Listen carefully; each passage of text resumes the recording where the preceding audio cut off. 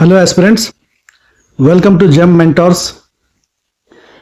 ఈరోజు 5th July 2026 ఇవాటికి సంబంధించిన important current affairs, వాటికి రిలేటెడ్గా ఉన్న ఎంసీక్యూ సాల్వ్ చేద్దాం.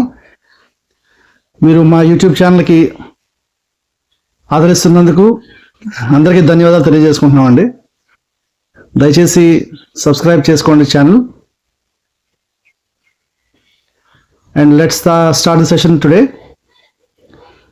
First question, ఇటీవల కేంద్ర ప్రభుత్వం ఆమోదించిన వికసిత్ ఉడాన్ కార్యక్రమం ప్రధాన లక్ష్యం ఏమిటి? దీనికి ఆన్సర్ ప్రాంతీయ విమాన అనుసంధానాన్ని విస్తరించడం అండి. అంటే వికసిత్ ఉడాన్ అంటే మీకు తెలుసు, ఉడే దేశ్ కా ఆమ్ నాగరిక్. వికసిత్ ఉడాన్ ఈ పథకం ద్వారా చిన్న పట్టణాలు, దూర ప్రాంతాలను తక్కువ ఖర్చుతో విమాన సేవలకు అనుసంధానించడం లక్ష్యంగా పెట్టుకుంది గవర్నమెంట్. సో లోకల్ కనెక్టివిటీ, ప్రాంతీయ కనెక్టివిటీ పెరగడంతో టూరిజం, పర్యాటకం, వ్యాపారం, ఉపాధి అవకాశాలు మెరుగుపడతాయి. ఓకే, నెక్స్ట్ క్వశ్చన్, ఇటీవల వార్తల్లో నిలిచిన భాషిణి ప్లాట్ఫామ్ ప్రధానంగా దేనికి సంబంధించినది? ఇది బహుభాషా ఆధారిత భాషా సాంకేతికత.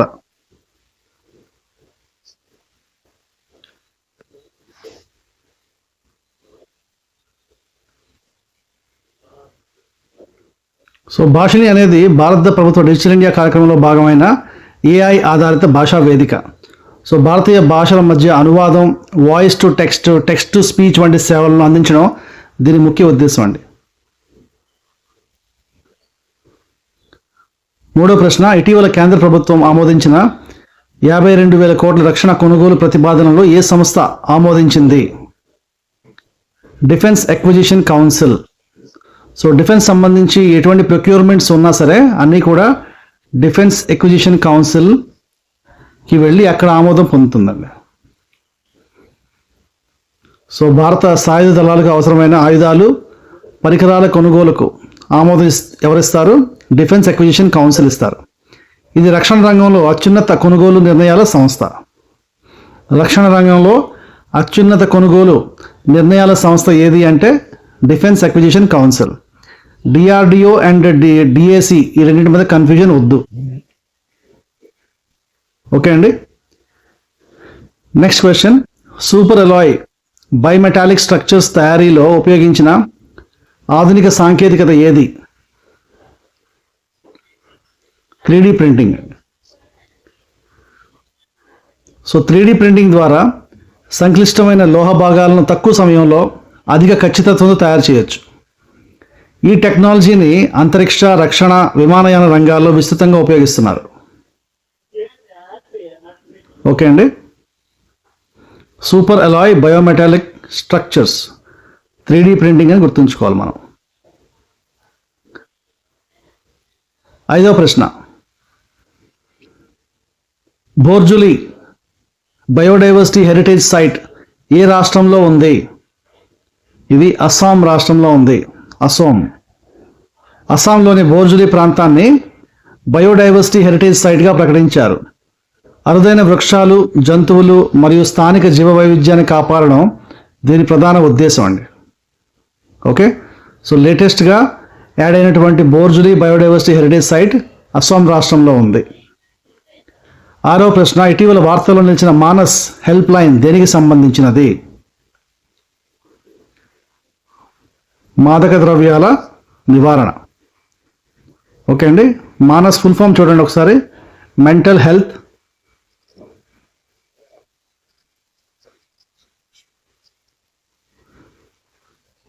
And normalcy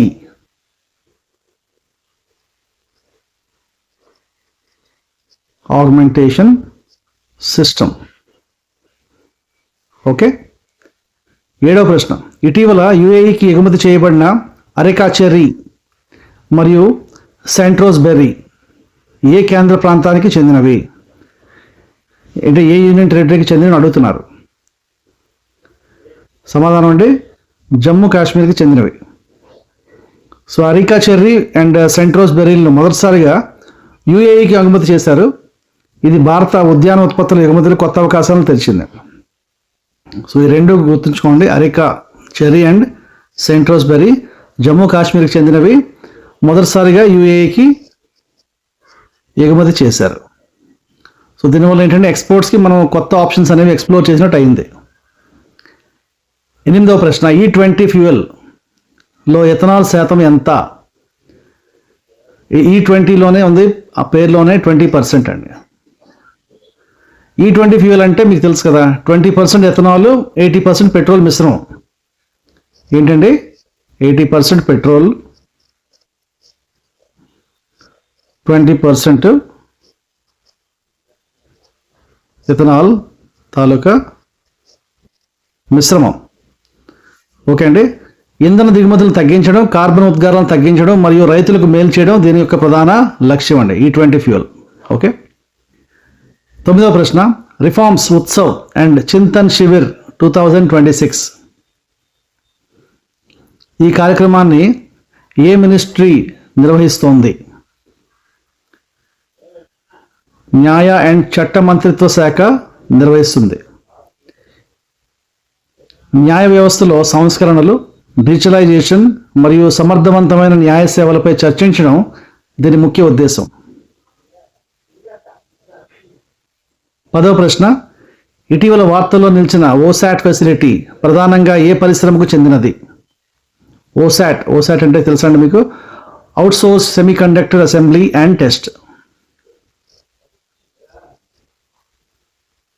outsourced semiconductor assembly and test.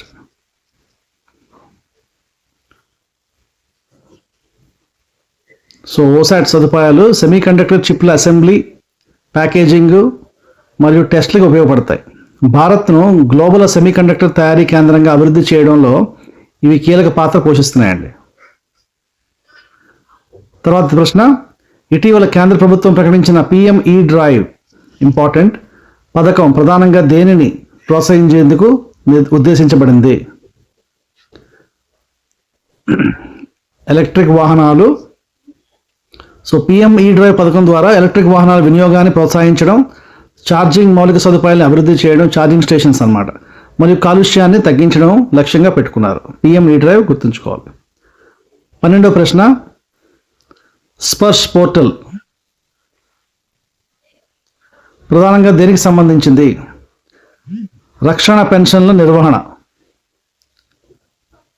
So retire అయిన army, air force, navy, ex service men ఎవరైతే ఉన్నారో వాళ్ళందరికీ కూడాను పెన్షన్ల నిర్వహణ, పెన్షన్లు డిస్బర్స్ చేసే ప్రధాన ఆ పని కోసం ఈ స్పర్శ్ పోర్టల్ని తయారు చేశారు. సో స్పర్శ్ అంటే ఫుల్ ఫామ్ తెలుసుకుందాం. System for pension administration and Raksha. System for pension administration and Raksha అనేది రక్షణ పెన్షన్ పూర్తిగా డిజిటల్ విధానంలో నిర్వహించేందుకు రూపొందిన పోర్టల్. సో ఇప్పుడు మన ఎక్స్ సర్వీస్ మెన్ ఎవరైతే ఉన్నారో అందరూ కూడాను ఇదే విధంగా స్పర్శ్ పోర్టల్ ద్వారానే వాళ్ళ లైఫ్ సర్టిఫికేట్లు సంవత్సరానికి ఒకసారి లైఫ్ సర్టిఫికేట్లు సబ్మిట్ చేసుకొని ఈ పెన్షన్ అనేది ప్రతి నెల వాళ్ళ అకౌంట్లోనే డైరెక్ట్గా పొందుతున్నారు ఈ స్పర్శ్ పోర్టల్ ద్వారానే. 13వ ప్రశ్న, ఇటీవల వార్తల్లో నిలిచిన సముద్ర శక్తి ఏ రెండు దేశాల మధ్య జరిగే సంయుక్త నౌకాదళ విన్యాసం? ఈ మధ్య మనం చూసాం భారత్ మరియు ఇండోనేషియా, ఈ రెండు నేవీస్ మధ్యలో. ఇది గుర్తుంచుకోండి, కన్ఫ్యూజ్ చేయడానికి వాళ్ళు ఏంటంటే సముద్ర శక్తిని వాళ్ళు ఏమంటారు కోస్ట్ గార్డ్ అని చెప్పి రాయొచ్చు. సో కోస్ట్ గార్డ్, నేవీ రెండు సిమిలర్గా ఉంటాయి కాబట్టి మనం కోస్ట్ గార్డ్ అని టిక్ చేయొచ్చు. సో భారత్ ఇండోనేషియా యొక్క నేవల్ ఫోర్సెస్కి మధ్య ఉన్న జాయింట్ ఎక్సర్సైజ్ని సముద్ర శక్తి అంటారు. సో ఇది ద్వైపాక్షిక సముద్ర విన్యాసం, బైలేటరల్. ఇది సముద్ర భద్రత మరియు పరస్పర సహకారాన్ని బలోపేతం చేస్తుంది. ఓకే. 14వ ప్రశ్న, రాష్ట్రీయ విజ్ఞాన్ పురస్కారాలు ఏ రంగానికి సంబంధించినవి? సో పేర్లోనే ఉంది విజ్ఞాన శాస్త్రం. విజ్ఞాన శాస్త్రం, సాంకేతిక మరియు ఆవిష్కరణలు వీటికి సంబంధించింది. సో విజ్ఞాన శాస్త్రం, సాంకేతిక, ఇంజనీరింగ్ మరియు ఆవిష్కరణలో విశిష్ట సేవలు అందించిన శాస్త్రవేత్తలకు ఈ బహుమతి ప్రదానం చేస్తారు.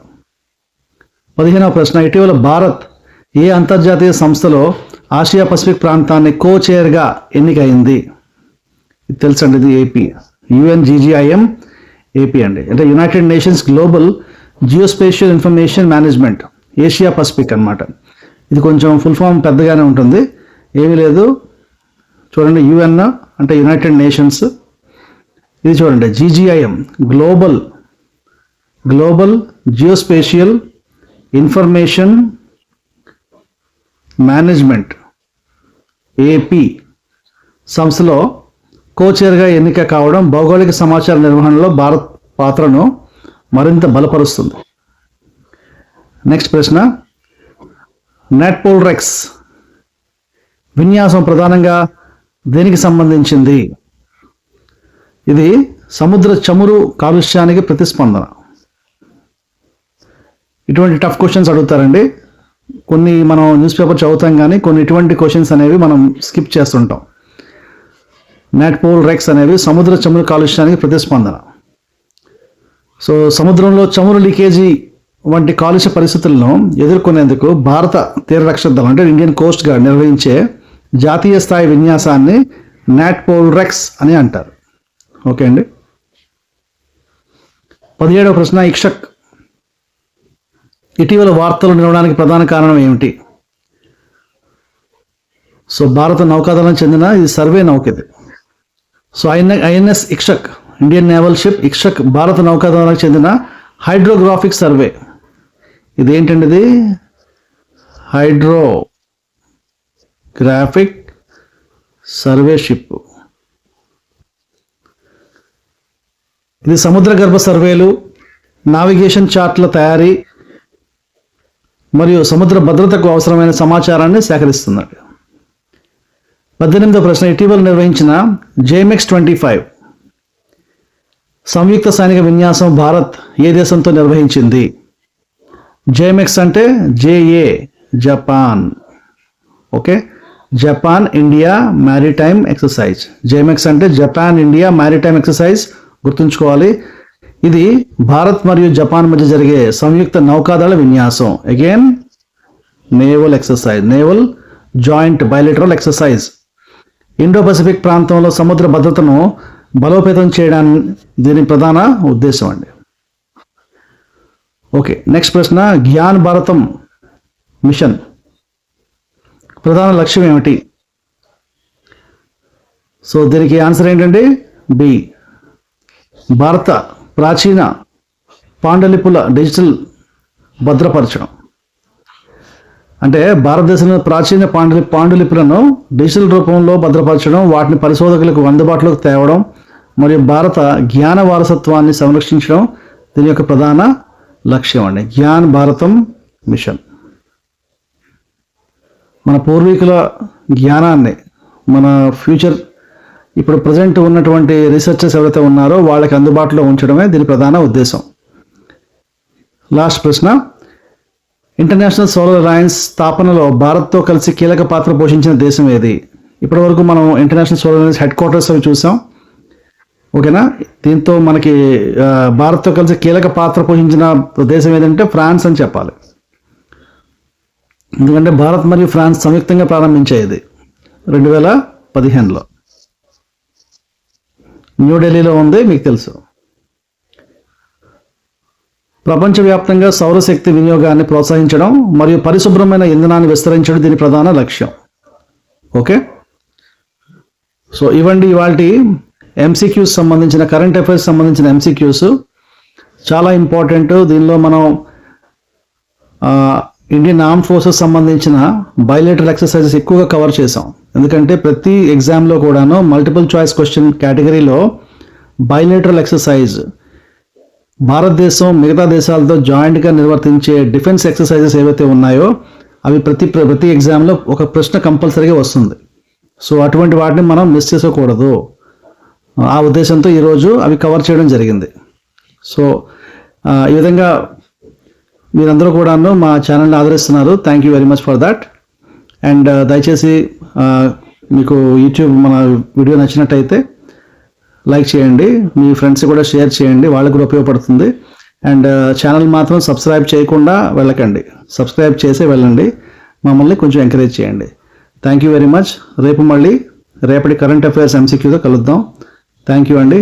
అండ్ మన ఛానల్లో ఇంకా ఈ 10 MCQs ఈరోజు మనం మ్యారథాన్స్ కొన్ని పెట్టామన్నమాట. అవి కూడా మీరు షార్ట్స్ రూపంలో చూడొచ్చు. చాలా important polity, science and technology, modern history, economy సంబంధించిన ఇంపార్టెంట్ క్వశ్చన్స్, అంటే ఎక్స్పెక్టెడ్ క్వశ్చన్స్ పెట్టాము. అవి కూడా మీరు దయచేసి ఒకసారి చూసుకోండి, మా ఛానల్లో ఉంటాయి, వెతకండి. Thank you very much.